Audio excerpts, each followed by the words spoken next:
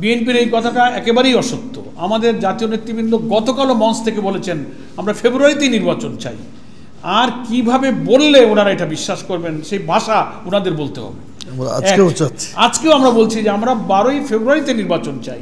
8 দল এবং আমাদের বাংলাদেশ জামাত ইসলামের আমির আপনাদের রেকর্ড বলবে যে আমরাই আগামী রমজানের আগে নির্বাচনের দাবি প্রথম আমরাই করেছি সর্বপ্রথম।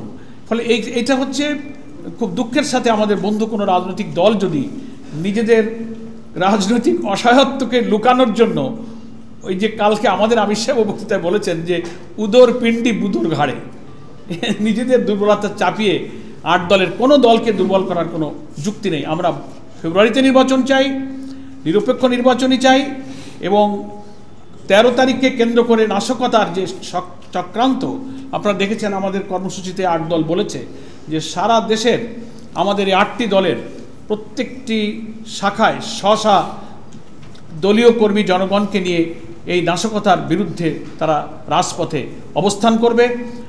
দেশের স্থিতিশীলতা রক্ষার জন্য আমরা মনে করি অন্যান্য রাজনৈতিক দল বিএনপি সহ প্রত্যেকের, যারা আমরা ফ্যাসিবাদ বিরোধী আন্দোলনে ছিলাম, এটা প্রত্যেকের দায়িত্ব এই দেশকে অশান্তি, ইভেন আপনারা যেটা প্রশ্ন করছেন একটা অজানা আতঙ্কের কথা, 111 সহ নানান অশান্তির কথা, এটা কেউই আমরা কামনা করি না। আমরা ফ্যাসিবাদ বিরোধী আন্দোলনে যারা ছিলাম আমরা অন্তত এই ইস্যুতে সবাই ঐক্যবদ্ধভাবে আমরা ফ্যাসিস্ট এবং ফ্যাসিস্টদের দোষরদেরকে আমরা কখনোই রাজনীতিতে এই নাশকতার কোনো সুযোগ আমরা দেব না ইনশাআল্লাহ। প্লিজ একটু কথা বলবেন। আপনারা লক্ষ্য করেছেন আমাদের আমিরে জামাত খুব স্পষ্টভাবে বলেছেন যে যারা জুলাই সনদের আইনি ভিত্তি এবং এটাকে বাস্তবায়ন সেজন্য গণভোট এটা যারা মেনে না নেবেন তাদের নির্বাচন একেবারে 2024 সালের আমি আর দামি নির্বাচনের পরে 5 বছর যোগ করে 2029 তাদেরকে অপেক্ষা করতে হবে। এটা মানলেই আগামী যে নির্ধারিত সময় আমরা দাবি করছি, আমরা সকলে মিলে, ওনারাও দাবি করেছেন, সেটা নির্বাচন হবে।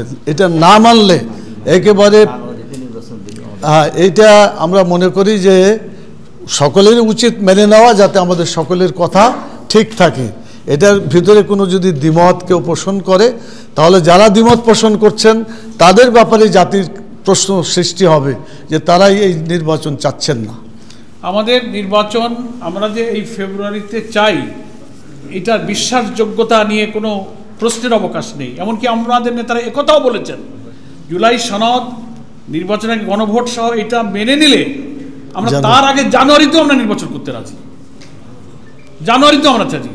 প্রথম কথা হচ্ছে সরকার কি সিদ্ধান্ত নিতে যাচ্ছে এটা লোকের মুখে কথা শুনে তো আমরা বিশ্বাস করবো না, আমরা অফিসিয়ালি কিছু জানি না ওনারা কি সিদ্ধান্ত নিতে চাচ্ছেন।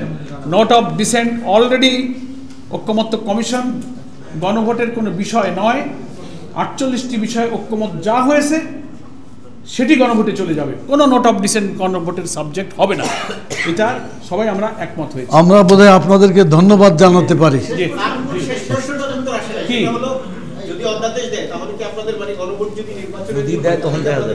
আমাদের শীর্ষ নেতৃবৃন্দ এই কয়েকদিনের পরিস্থিতিতে অনেক কিছুই পরিবর্তন হবে এবং তার প্রেক্ষিতে যদি যদি যদি সব যদি জবাব শীর্ষ নেতারা 16 তারিখ দেবেন ইনশাআল্লাহ।